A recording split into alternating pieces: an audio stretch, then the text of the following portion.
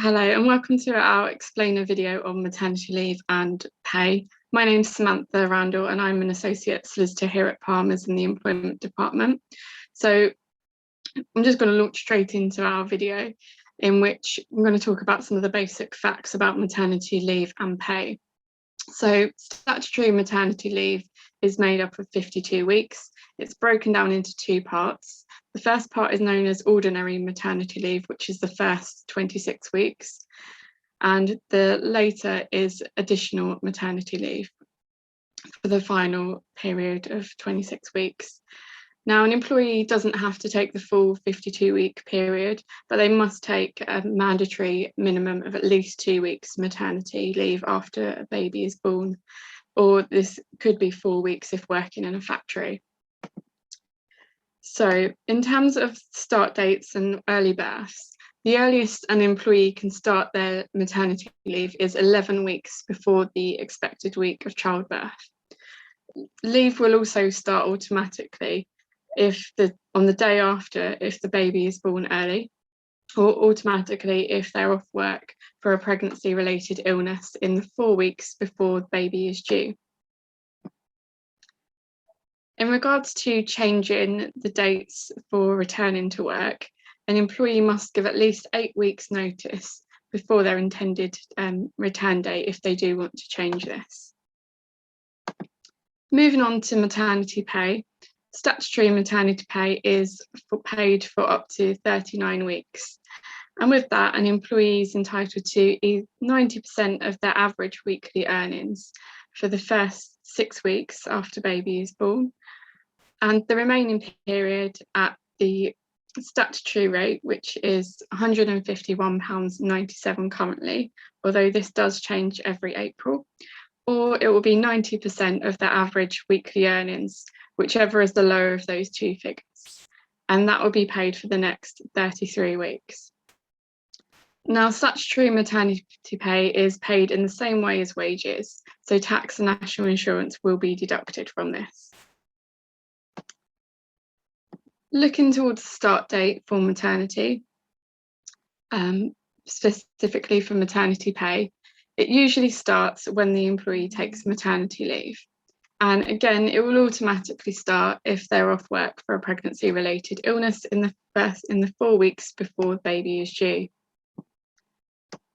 Turning to eligibility, an employee qualifies for statutory maternity leave if they are an employee and not a worker, and they give the employer correct notice.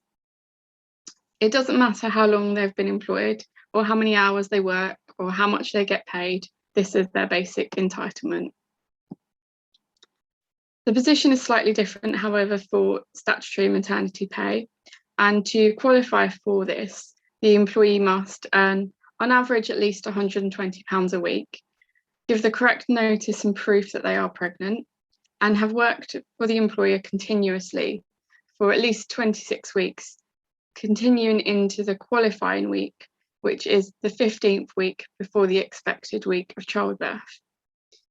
If they usually earn an average of £120 or more a week, and they have only earned less in some weeks because they were not paid, because they were not working or on furlough under the coronavirus job retention scheme, then they may well still be eligible.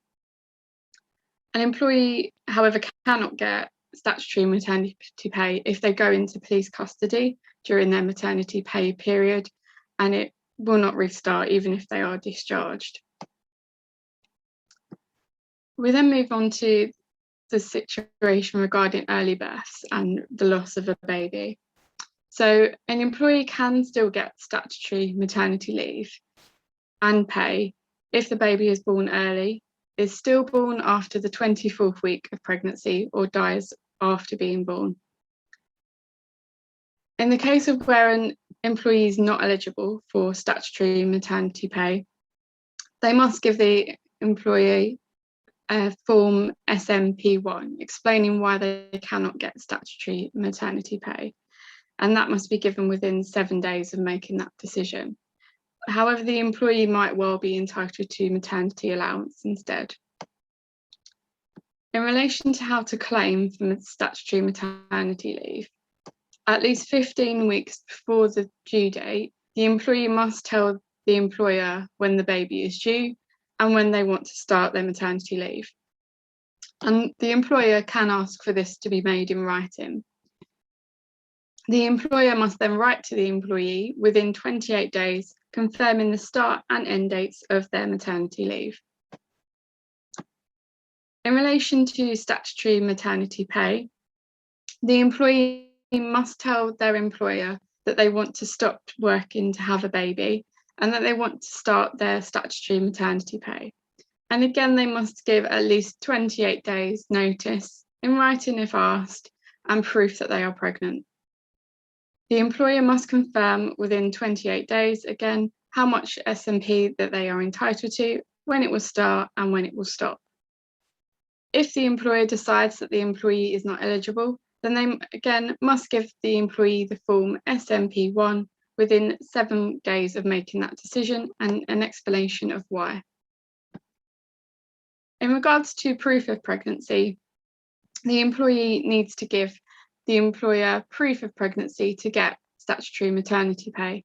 It's not needed for maternity leave, however. Within 21 days of their statutory maternity pay start date, or as soon as possible if the baby is born early, then the employee must give their employer either a letter from their doctor or midwife or their MATB1 certificate. And the doctors and midwives will give this to the employee no more than 20 weeks before the baby's due date. Thank you for watching.